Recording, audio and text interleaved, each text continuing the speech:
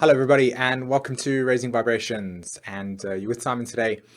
And I'm excited to be doing the next month's forecast for everyone. And just basically going to be sharing some of my thoughts and perspective on the upcoming transits and just giving us a little bit more heads up in terms of what to look out for, how to integrate, and just basically navigate the energy that's coming our way in a way that's less bumpy than what it would be if we were a little bit more unconscious to it. Now, before I go ahead and jump into that, there's a couple of things that I just want to share quickly. Firstly, in the comments below, I really would like it for you to share a little bit about how your last month was, okay? And just kind of, I'm always excited to read the types of experiences that you might have had during your transit. And just an overall, if you feel like if you would like to share, it's not something you have to absolutely do, but I'm always excited to just hear what you guys have to say in terms of your own experience, and maybe it gives a sense of objectivity around how your own transits were occurring, okay? Another thing that I wanted to talk about was after doing the first series of forecasts, a lot of souls wrote to me, a lot of people wrote to me, whether in the comments or private email, etc., just asking, should I watch the rising sign? Now, I don't suggest that. I would say that would also complicate things as well. So if you're really sensitive to your psyche and you really are aware of the dynamics that are taking place for you, then watching your rising sign, so in my case, it's Aquarius, I would watch Aquarius and I would watch Scorpio, right? Sun sign Scorpio, rising sign Aquarius. And then finally, I just wanted to let everybody know on the 8th of January 2017, yes, that is the new year for us who are following the Gregorian calendar, I'm having a webinar, okay? And in the description below is a link to book your place. And the webinar is basically a forecast for the year ahead. And I'll be hosting that for anybody that wishes to join. And just basically talking about the year ahead, looking at the types of dynamics that are going to be taking place, certain transits, etc. And there'll be a questions and answers after that as well. So I'm really excited to be holding that space, and I'm going to put a lot of effort into creating a very nice visual experience for you. So if you want to experience that, like I said, in the description below is a link, and you can go ahead and book your place, okay? All right, everyone. So with that being said, let's jump straight into our sun sign videos and have fun. Hello, Scorpios, and welcome to your sun sign forecast for January 2017.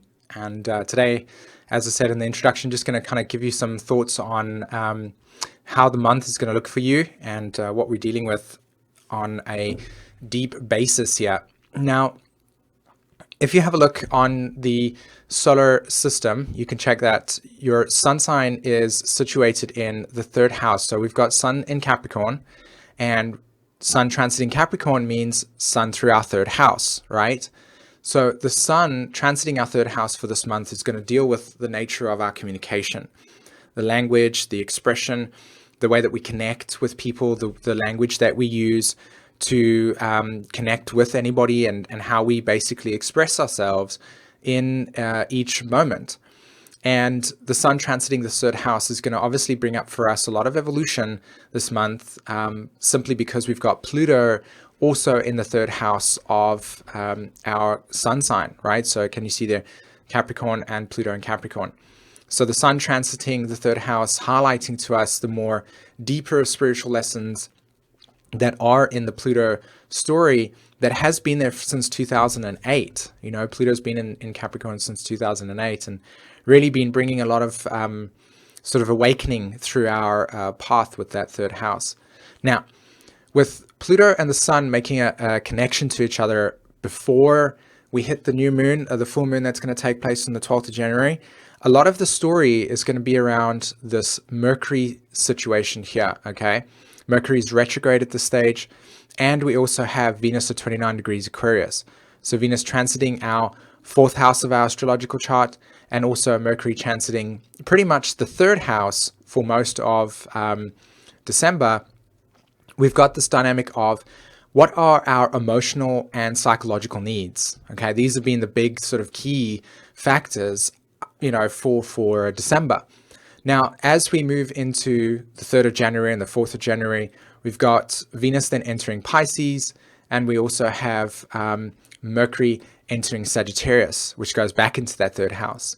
So what we've got here from around about the 5th of January onwards is Mercury moving into our 3rd house, really dealing with our resources, dealing with our essential needs. Saturn's been transiting our 2nd house as well, which is a big deal because most of you are probably wanting to expand yourself in terms of your financial situation. You're wanting to look at new ways to create projects for yourself, but you've really had the universe kind of say to you, okay, well, buddy, if this is what you want to do, then there's going to be some serious emotional growth that needs to take place in order for you to achieve these dreams, which of course, if you look at this cluster over here of Chiron, Mars, Neptune, the South Node, and now Venus all in the 5th house, this is the story for us, right? Neptune has been playing this role of what are your dreams? What are your desires? What does your heart want? How can you heal the nature of the abandonment, loss, and betrayal archetypes that have been playing out for you?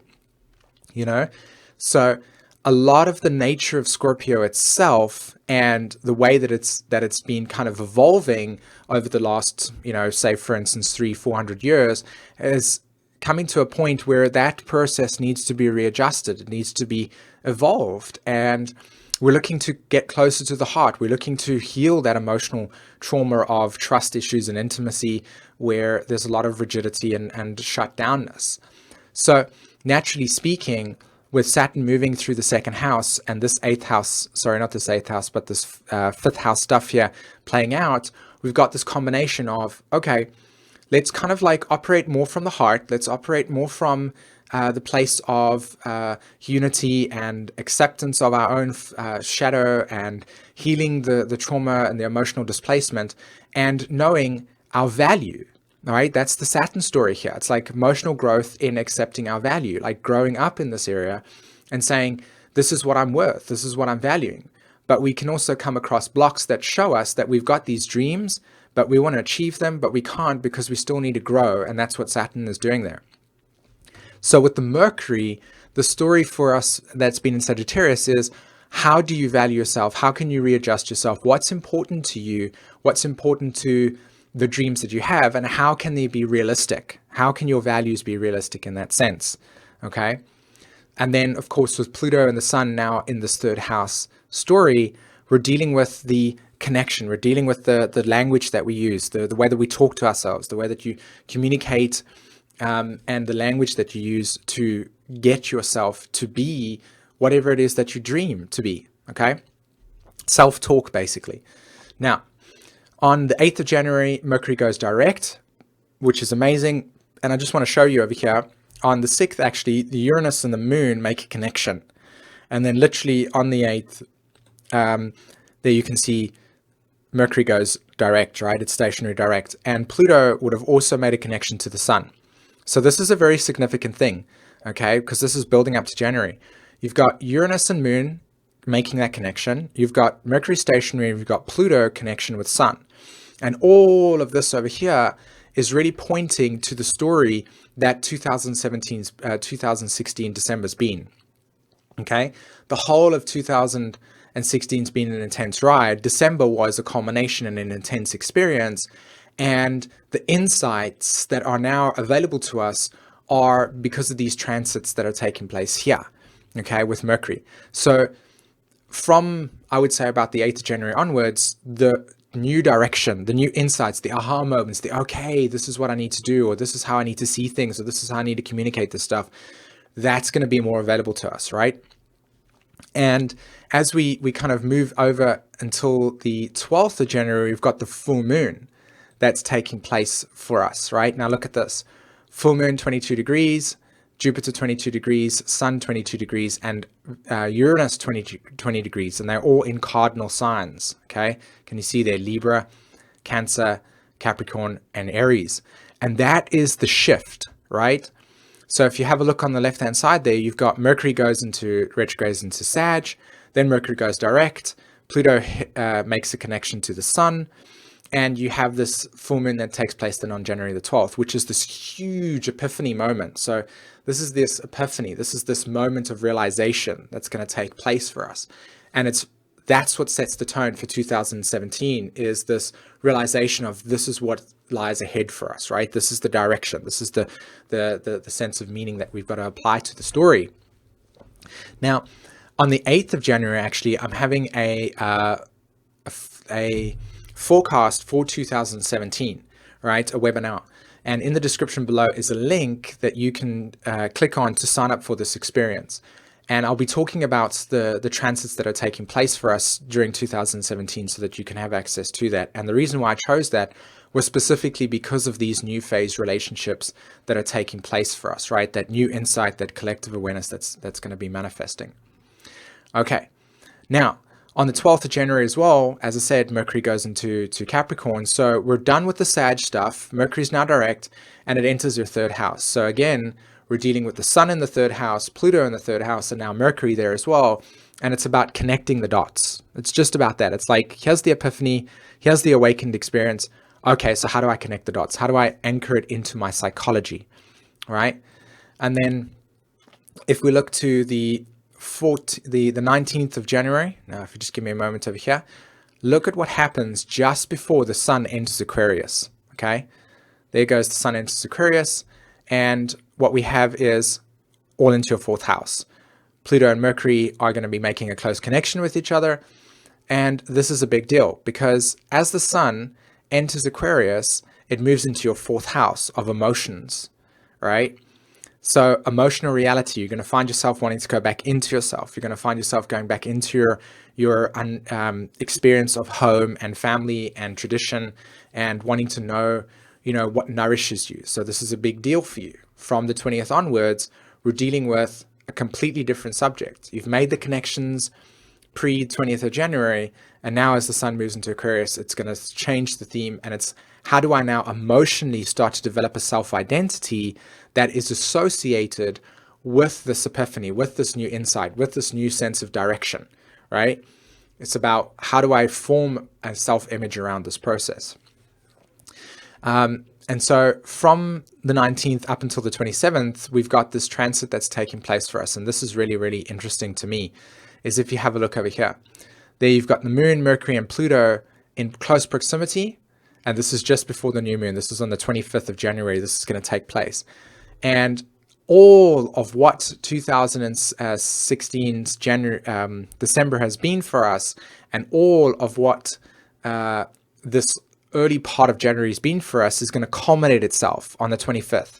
And that's going to create a deep emotional release for us around, again, not necessarily aha moments, but more along the lines of like, okay, that's what that meant. Okay, that's what that experience was like. Okay, that's why that was significant for me.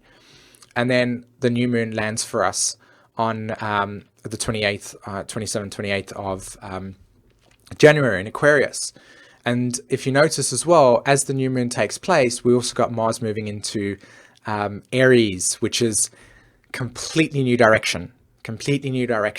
That's when I feel all the energy will be released. 2016 will be done in that sense, and it's a final kind of like letting go process. And we're like, okay, this is how we see 2017, and this is what our intentions are. This is the direction. This is the meaning. This is where we would like to place our energy and focus into. So very exciting times for everybody, and for us. Emotional connectivity, self-identity, and bringing more connection and groundedness to our dreams. Okay. All right, my sun Scorpios, thanks very much for listening to me today. Don't forget the webinar that's happening on the 8th of January for the forecast of 2017. In the description below is a link. Okay. Have a fantastic day. Take care. Bye-bye.